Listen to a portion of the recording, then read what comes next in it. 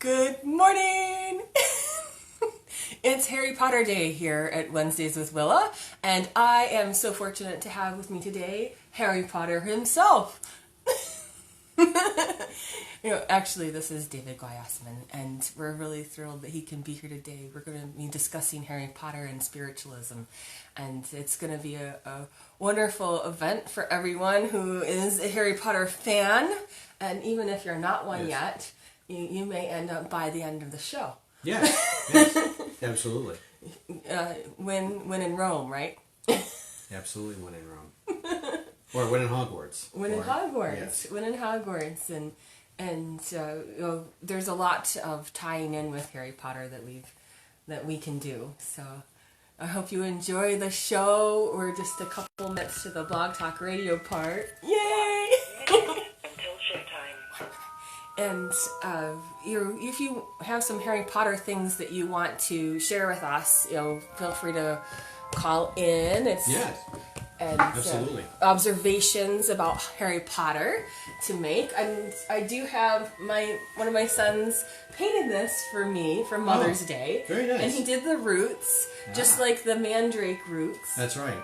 In Harry Potter. If you pull it out, it'll start screaming. So I put it back in. So, you have books? And then we have Harry Potter books. Those are not all we have, but I thought, just to give the ambiance of this. And, Harry Potter has his wand, his glasses. Ow! Ah! Oh no! And I even have a quill pen. But I don't remember the words to make it levitate. Leviosa. Okay, we're going to turn it down.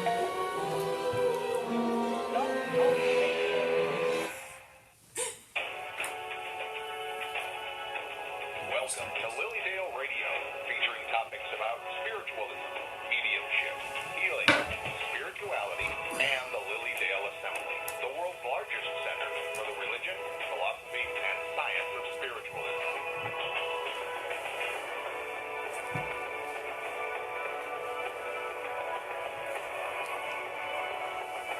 This is Lilydale Radio. Welcome to Wednesdays with Willa. This is the Harry Potter and Spiritualism show today. I am your host, Willa White. I'm a registered Lilydale medium, and I have as my guest today David Guayasamin. Hello. And he's our resident Harry Potter expert. Oh, no. And he's been on the show just dress before. the part. Yeah, he dresses the part. Don't you love the people who are tuning in on Facebook Live? You're tuning in on Willa White Medium on the Facebook page. Right. And if you're tuning in on Blog Talk Radio, you're listening to Lilydale Radio just an audio only. And for those of you who can't see David and can't see me today, we are in Gryffindor. If you look at our ties, we have the correct red gold thing going on with that, and our sweater and our white collared shirts. Yes. And dressed appropriately, natty, all put together. Yes. You look beautiful. And the wand. Yes. He has, it looks like the official Harry Potter wand. It is. It's not the Elder Wand yet. Ah. I have to win that. But Right. This is Harry's wand. Yes, the first one he has that has the phoenix feather in it. Yes. Right. Yes. And so those of you who can't see David, if you're listening to Blog Talk Radio, he has the Harry Potter glasses. He has the Harry Potter Z scarf. And I imagine throughout the show, he may experience head pain. I do. I might. If we don't say his name. Yes. Just taking dramatic license with things. And I will recall memories. Yes. Ooh. Every now and then. So this is a really fun, almost tongue-in-cheek kind of show. Right. It is. This was just meant to be fun. Yes, absolutely. And the last time that I had David here was for the Christmas Carol show, That's which right. was absolutely. I want to say that was December 20th, maybe. Mm-hmm. And we talked about the Christmas Carol and its connection with spiritualism. Yes. And so I'm so glad that you're here today to talk about the Harry Potter Thank you. series. And Thank you. if anybody wants to call in to share a Harry Potter observation or comment, the call-in number is 818-739-8818. Again, 818-739-8818. So, let's talk about Harry Potter Are and you going to be able spiritualism. to have a straight face during this No, I entire am just, conversation? this is so much fun. You're just going to look at me all the time and burst out laughing. Yes, Sorry. very much so. So let's talk about Harry Potter. Yes. Well, I gave a lecture, my whole foray into Harry Potter and Lilydale and spiritualism and metaphysics and everything really occurred when I had a former middle school teacher who lives on the grounds basically talk to me as we normally do. And he asked me fundamentally, why has there not been a great deal of writing about spiritualism so much anymore? And so I was really looking into it when I was doing the research about it. And you see a trend of how things changed because culture and society has changed and things go on. Yes. And then one thing I began to notice, just professionally, because some of the things I do is I do watch trends and I do a great deal of analytical research, is that I noticed that there was a really big uptick in people's acceptance of life after death, acceptance of there's other forms of life, acceptance of more things metaphysical. Mm-hmm. And it all happened around a time when something came on board that really engaged people like nothing before, a form of media that never did before. And the media really was the Harry Potter book series. Because I know my young children, my young daughters, when it came on, they were in grade school. Scholastic really pushed the Harry Potter series to engage an entire generation of reading, and it just took off. I mean, now numbers are 500 million people worldwide, translated into 73 languages, and that's just the books.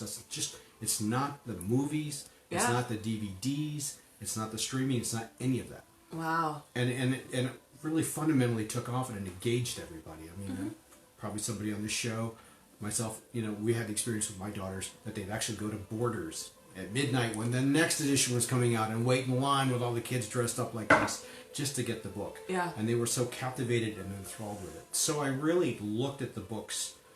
What about it? What about it? And part of the thing is, outside of the props. Yes, the trappings. The trappings, the magic, the this, the that, all the different creatures and the characters and all this. There was a fundamental theme through there that I uncovered. And J.K. Rowling, the author, even basically bluntly said, which was, look, Harry Potter is about death. It's not about magic. It's about death. It's about grief. It's about loss. It's about passing over. It's about bereavement. It's about growing after death and the loss and becoming a better, different types of person and all of this. Yes. And so when you look at Harry Potter in a different lens like that, it starts to have a great deal of overlap with metaphysics that we talk about here in Lilydale and about spiritualism in general. Yes. And I talk about in my lecture, there are very broad things about it that work with it. So for example, when you look at the three main characters, right, Harry and Ron and Hermione, these were all people who had unique abilities or unique experiences that they were afraid to share. In some cases, Harry was thrown under the stairs, right? Yes.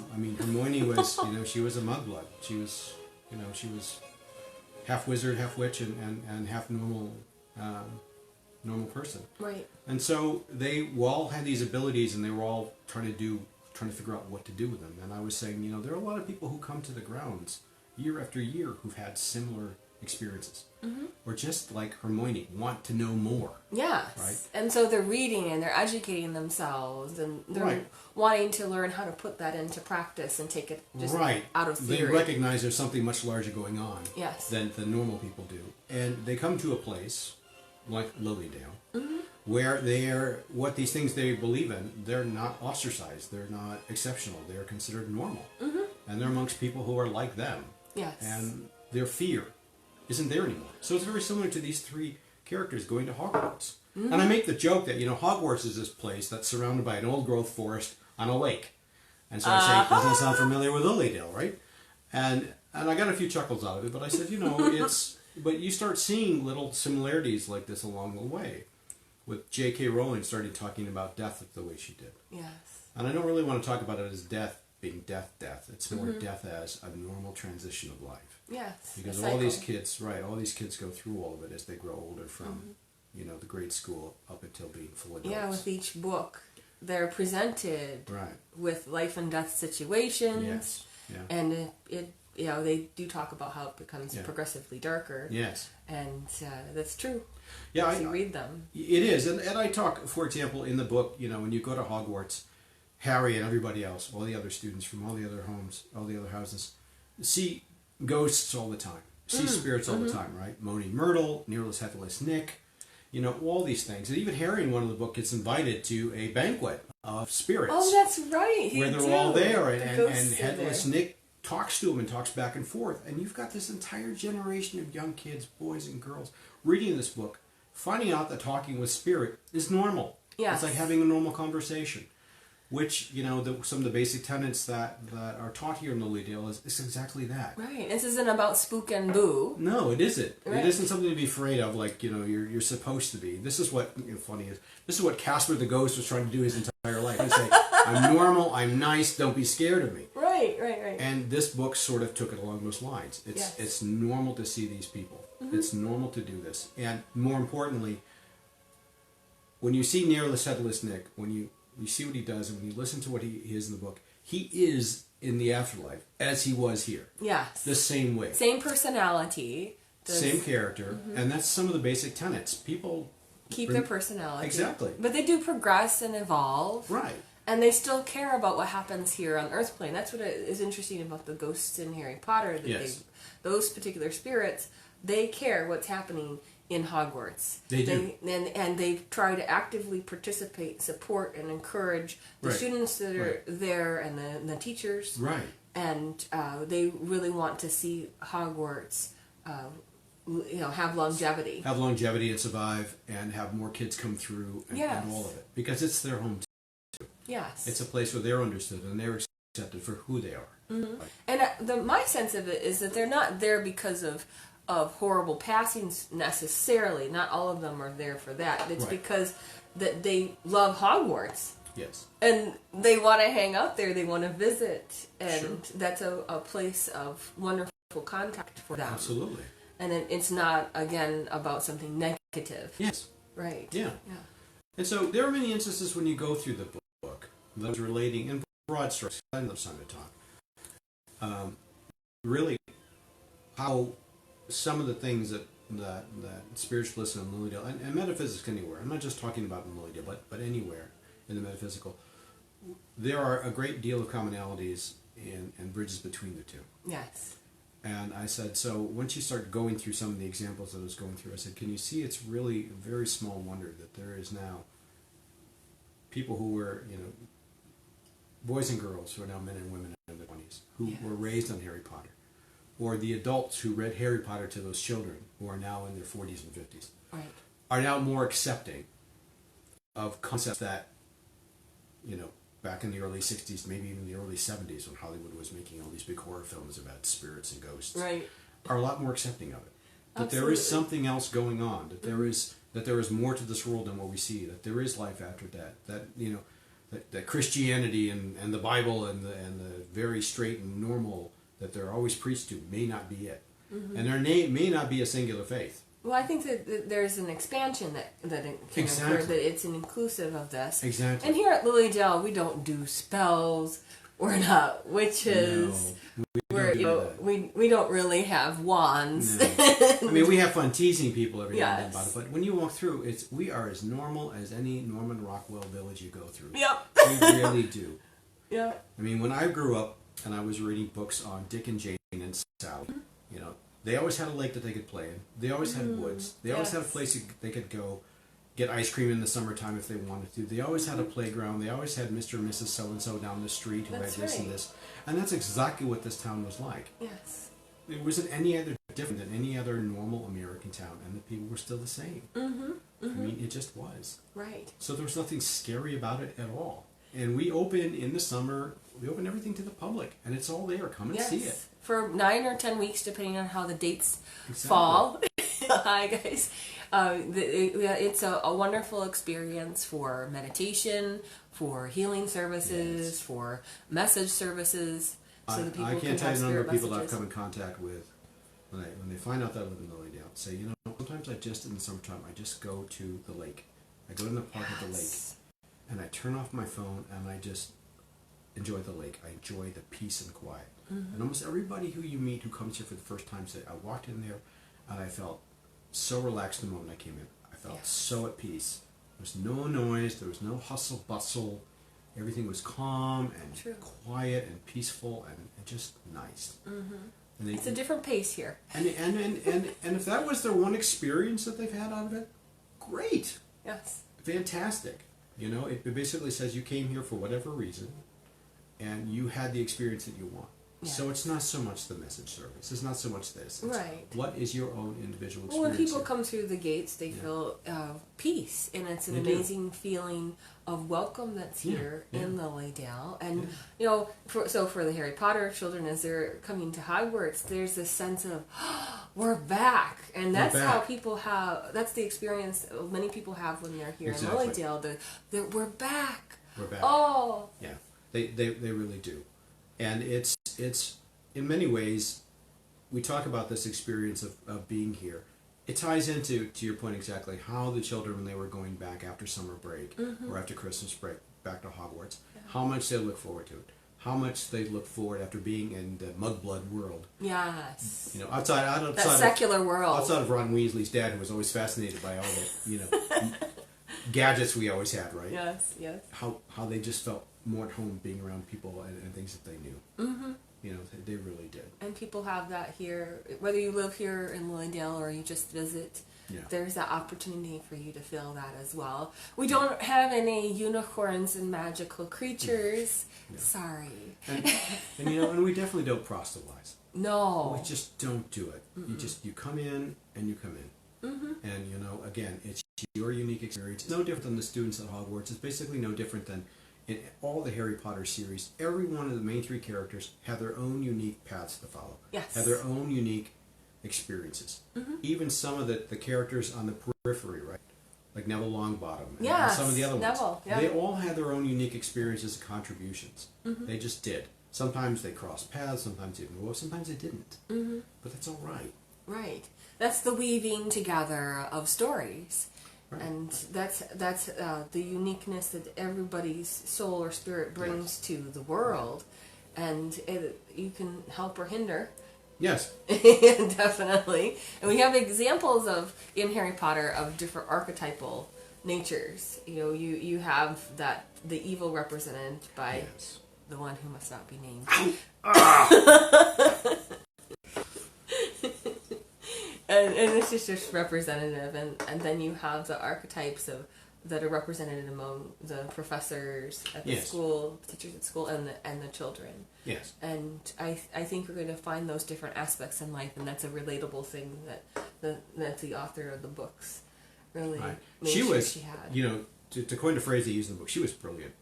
J.K. Rowling was Yeah. absolutely brilliant. Wove that together. She was, in very many ways, when she started out, she was, a divorced mom in a coffee shop and just had this incredible imagination and this ability to tell this story because she had, endured a great deal in her life and was able to just write this book. My initial readings of interviews that she did, she said she wrote this book. Well, she composed the story initially for her children. Yes. And would tell them the story just at night Yes. when they were going to bed. And then she started realizing, I need to write this down. Yes. And then eventually things kind of snowballed, and she said, okay, I think we need to send this out into the world. And that's, I think, the hallmark of a good story is if it's entertaining to your children first. And, there were different moral things that she was willing to pass along and how to handle difficulties in life. Yes. Yeah. So those are elements. And that's one of the things that I love about spiritualism is that, when we talk about things, it's about how do you handle things in your life through spiritual natural law. And, God is all there is. And that we do have gifts. Mediumship and spiritual healing are expressions of God's love.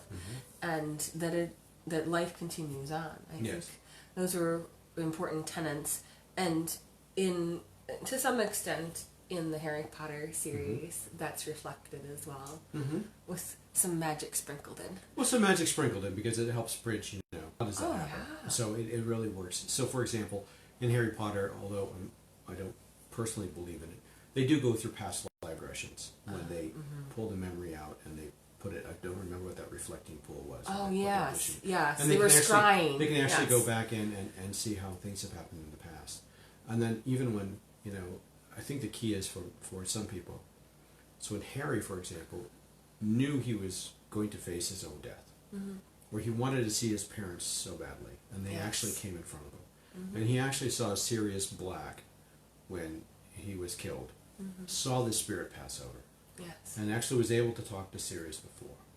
And when the transition was happening from this life into the next life, he was scared like anybody else was. And they, as we have been taught many times, spirit lovers are on the other side, waiting to help you cross over. It's not Yes. a journey by yourself. Yes. You don't really And- die alone. and there they were, right? Yeah. They're all they were his four best friends, four closest friends. His father, his mother, Sirius Black, and Dumbledore. No, Dumbledore was Oh, the other not one. yet. Yeah, that's right. Right.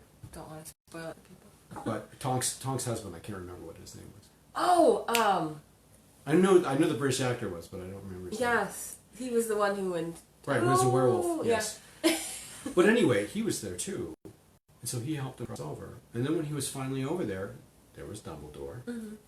His teacher. His teacher was over there, and was really just talking with Harry about things.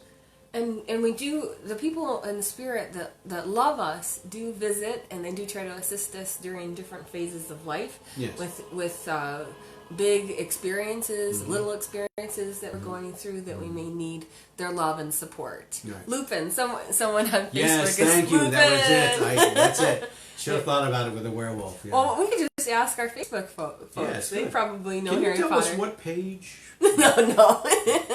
What volume and page, please? That's funny. If anybody does want to call in to take part in our Harry Potter and spiritualism conversation today, Right. you can call in. The call-in number is 818-739-8818. Again, 818-739-8818. Operators are standing by.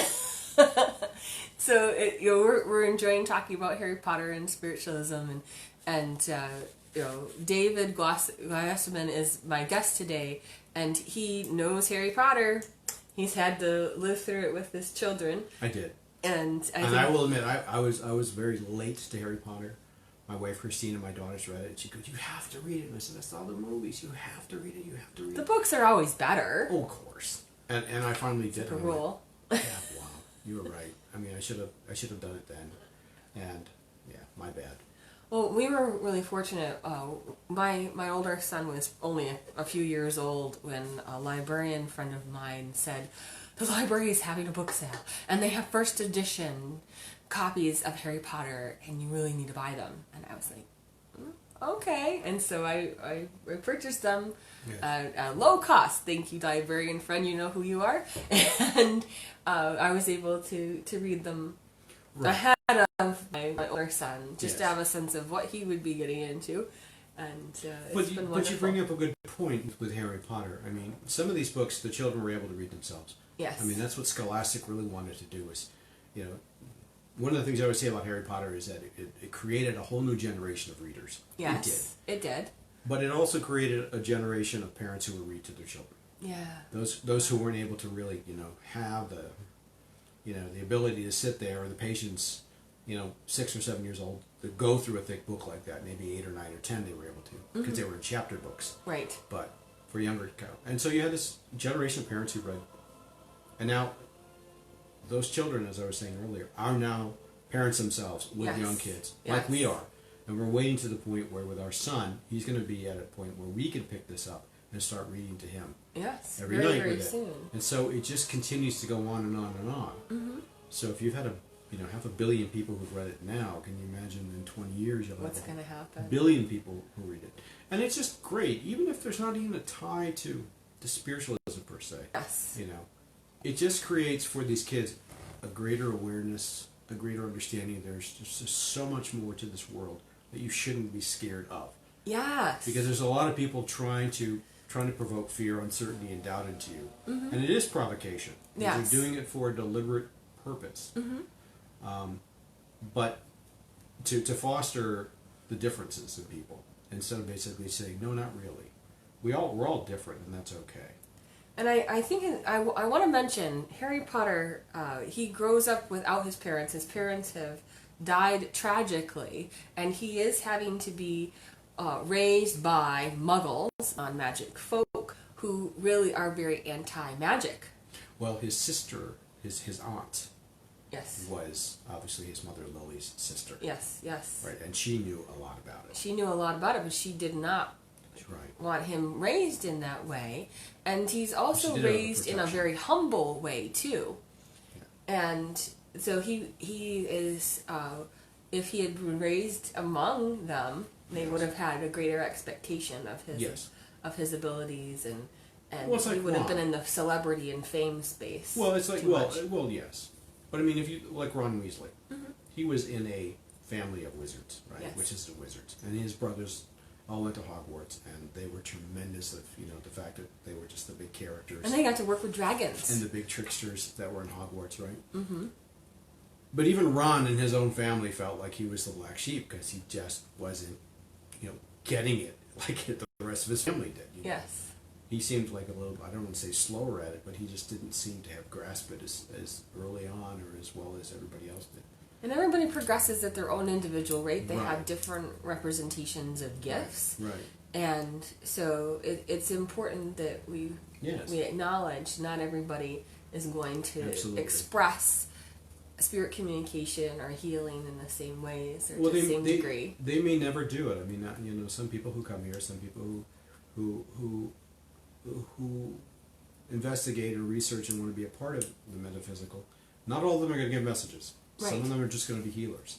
Some may not even do that. They Right. just may be, thought guidance. They just may prefer discussion. Yes. They may just be someone who listens when someone wants to talk to them. To help be a battery to others Exactly. It's all the same. I mean, but it's all fundamentally, I think, the part of it. And the other part about Harry Potter that I really enjoyed was Harry was really about healing. In the end, it was all about healing.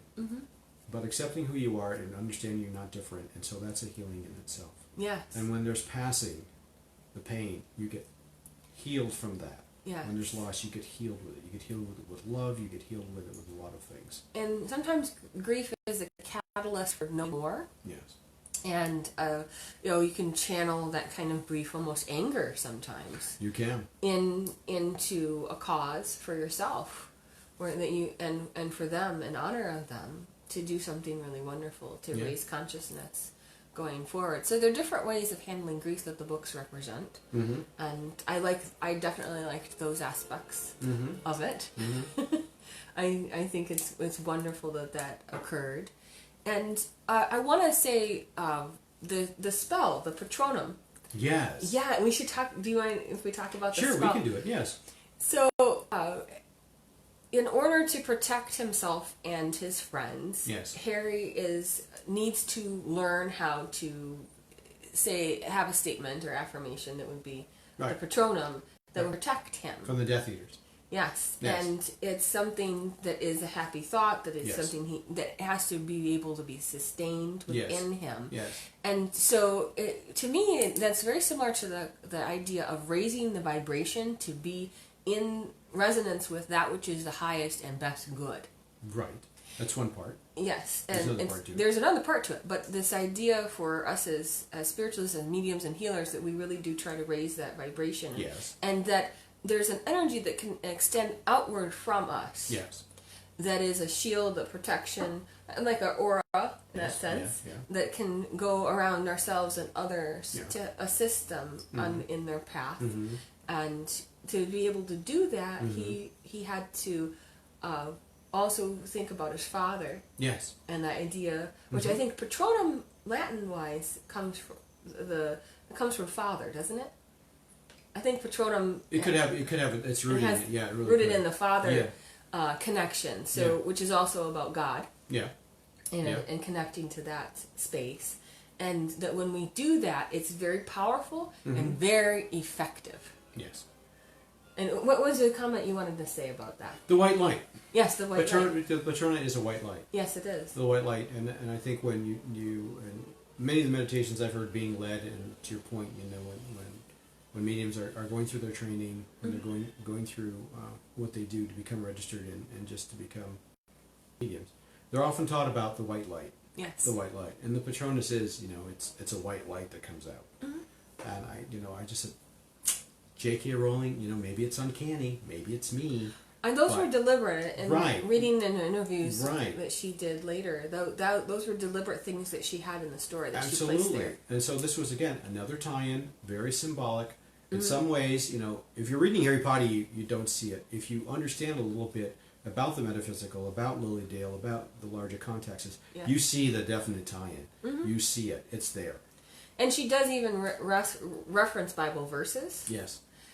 In different parts of the books, which I think is wonderful because it gives that kind of basis, It does.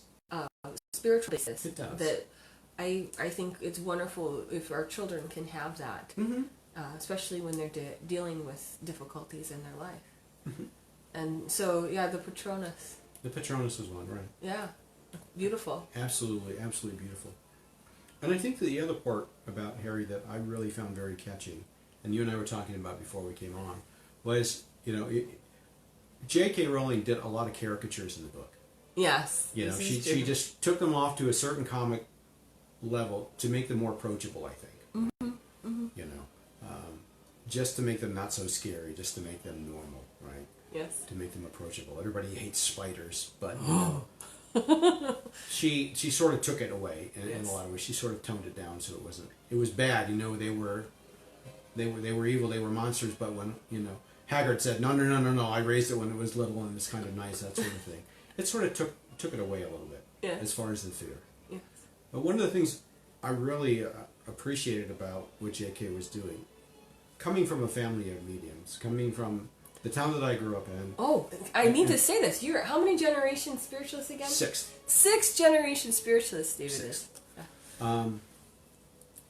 That she didn't call it fortune telling. The mediumship, the work that you do. Yes. The work that my mother and my aunts do, and my sister, and just about everybody that I grew up with that I love and respect. Incredible. She didn't downplay it. She didn't ostracize it. She didn't make it evil. She didn't make it sensational. What she did, now she made the character a little sensational. Well, the one, Professor Trelawney. Yes. Okay, and I love Emma Thompson when she did it. The big Coke bottle glasses, the whole thing. I get that. And she's a little spacey now. But she called it, and I brought this out of my talk. She called it divination. Divination. And so when you look at the etymology of the word, it basically means divine. Yes. Okay, it means the forecasting. It's the gift to foresee, the divine gift to foresee. And when you read just about any spiritualist church, one of the things they basically say is that mediumship is a divine attribute. It is a divine attribute. Yes. And so here it is, and this again throughout this book, she's talking about the ability to foresee, the ability to get messages, the ability to do these things, being divine, divination. She doesn't call it fortune telling. She doesn't call it mediumship. She calls it divination, divine, and it is divine. Expressions of God's love. Exactly. And so I found that to be incredible. And I just wish that in some cases, whether it's here or in other areas of the metaphysical, they would talk about that a little bit more, saying, we call it mediumship, but it's really divine. Yes. And this is another word for it. And that's maybe how you need to think of it. Instead of, I got a reading, I had some divination given to me. Yes. Right? Well, I always look at spirit contact, readings, and message work that I do as sacred. Yes. And it can be fun. Yes. Because if they were characters here, the characters over there, and they're going to have it come over. The personality and some of the things that they say, just like, oh. Well, I know, because you've obviously got to filter some of it. Yeah. Occasionally I do. Yes. But it's a sacred experience. And as a medium, I'm raising my vibration to be able to do that for the highest and best good. You are. So I like your point about divination. Well, I think it's important. And I think some people just, expect it. Like it's like, I don't know, like it's like you're translating a foreign language, some other kind of skill. Yeah. And it's not really all that challenging. That's an it's element. A great deal more to That's it. right. It really And is. there's a symbolic language with spirit that emerges. Yes. And the correct interpretation of those things. Yeah. And how to guide that is important as well. Yeah. So yeah, those are all elements of Harry Potter, and I definitely think they're valuable to talk about today. I think there are too. Very much so. I know time's trucking by here. My goodness, it's amazing how it all happened like this. But I wanted to give anybody an opportunity who wants to call in and take part in a conversation about Harry Potter and spiritualism. And you can call in at 818-739-8818. Again, 818-739-8818. What are some other things you wanted to chat about with Harry Potter and spiritualism? Go ahead. Okay. I was going to. It's your show, so I don't want to jump all over. Well, I'll just mention this, and then you can talk about another thing. The idea of mentorship in mediumship. Yes. It can be very important. Having the right teachers for the job, that's wonderful. And in Harry's case, he does have the benefit of the headmaster, Dumbledore, who takes him under the wing, recognizes the importance that Harry is going to play in many of the events to come. And he starts intense training with him. And I do feel that when a person is truly ready, it starts to be a huge part of who they are. I know for myself, in beginning with mediumship in a purposeful way, I started when I was in college attending classes, development circle classes here in Lilydale, and having particular people that were my mentors throughout all of that, and then reading books. I was kind of a combination of Hermione, reading like a sponge. Sure. To it. I think a lot of people are. Yeah, and Tremendous amount of people are. and also being in the application mode of, okay, we're gonna do this now, Yes. and the wonderful uplifting messages that were coming through in circles, and I could feel those in spirit helping and assisting me Yes. in my progression, Yes. and my mentors here on the earth plane that also assisted. And so you will find the right teachers that show up in your own mediumship development or healing development journeys that will assist you in that intense way. Right. In many ways, it's no different than your current life path here. Right? You meet different people at different times, different teachers at different times, different managers, different best friends, different neighbors who help you along a certain way. And I don't say necessarily that you outgrow them, but you basically, you go on to the next, you go on to the next, and they go on to the next too. Yes. It's just how life is. Absolutely. Just how it goes. And if you're fortunate, like I am, you can really have a great, partner, best friend that stays you for a long time, for the rest of your life. In other cases, you're surrounded by all these who leave. And one of the wonderful things I like about Lilydale is that whenever I came back, a lot of them came back too, and they're still here. Yes. So it's really nice, that continuity. It's It nice never to have ends. that. It never ends. It never ends. It never ends. And so for Harry, his relationship with the various teachers that were important to him for his spiritual growth and for his understanding of depths of soul choices that had to happen. And so it's wonderful that all of those played a part in the Harry Potter books.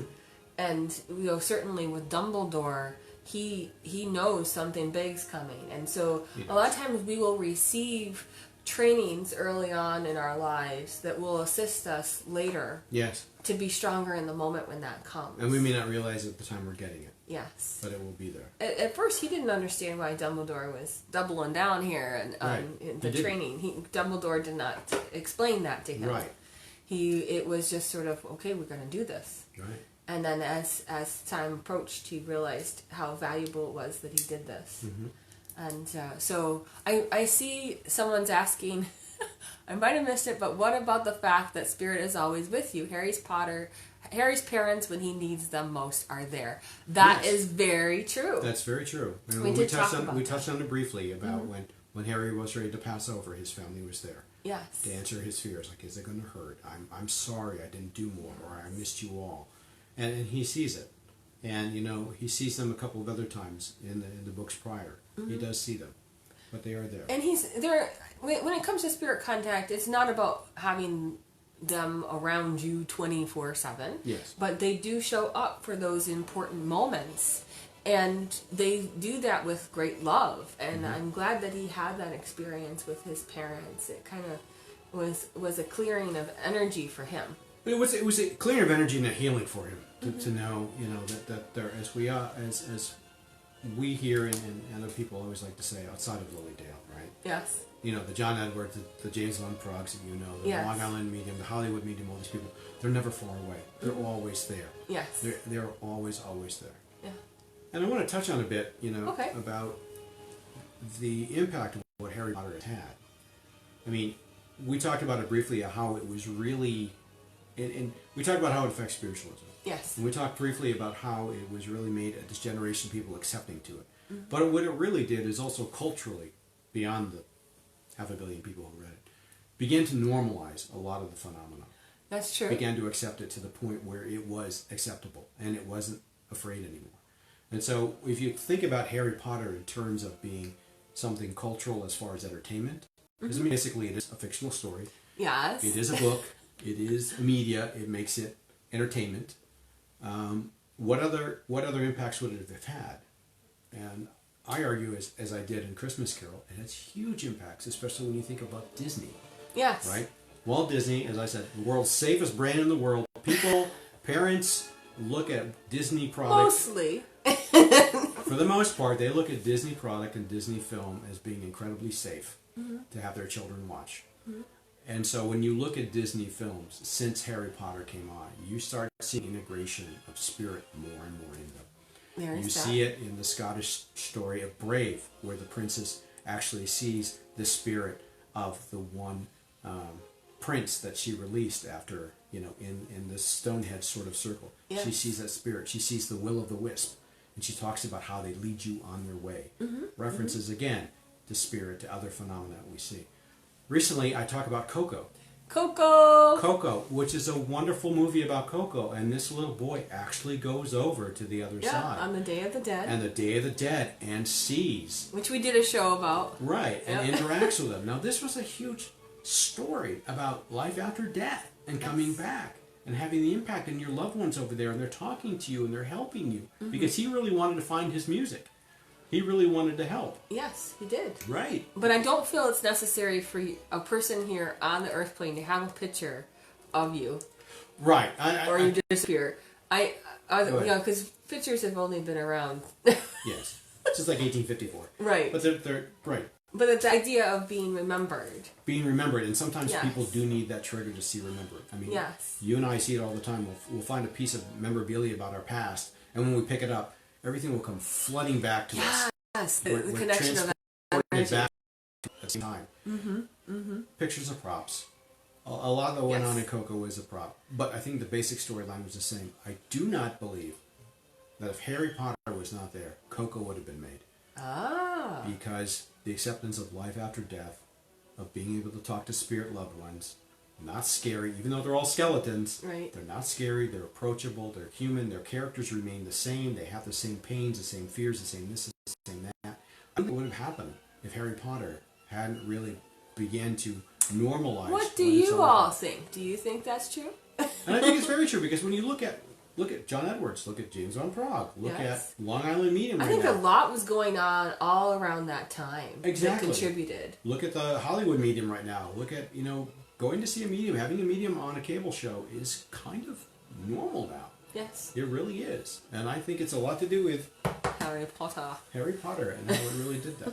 I think it's a huge contributing factor, as you say. I do agree with that. And there are other Disney films that have come out, even Pixar films that have come out. Yes.